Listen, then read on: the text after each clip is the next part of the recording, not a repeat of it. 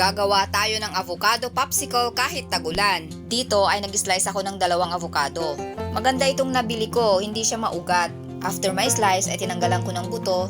Pagkatapos ay kinat ko into cubes. Saka ako gumamit ng kutsara para may scoop out and then inilagay ko na din sa blender. Nilagyan ko ng 1 can evaporated milk bago ko tinurn on ang blender. Sa mixing bowl ay nilagay ko yung all-purpose cream, yung maliit lamang ito. Ginamitan ko lang ito ng hand mixer, pwede naman kayong gumamit ng kutsara or anuman pwede nyong panghalo. Tapos inilagay ko na din yung maliit na lata ng condensed milk. After that ay binuhos ko na yung na-blend na avocado. Gumamit ako dito ng spatula para makuha ko lahat. Pagkatapos ay imimix lang ng ganito para mag-well combined. And then, dito ko inilagay sa measuring cup para mas madali nating maibuhos dito sa popsicle molder.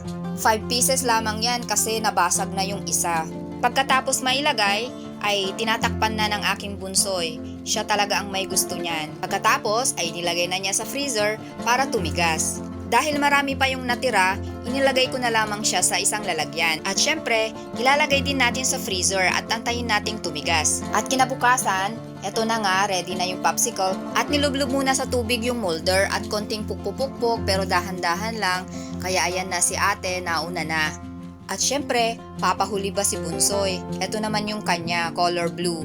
Pagkagising pa nga lang niya, gusto na niya agad-agad tikman pero sabi ko kumain muna ng breakfast.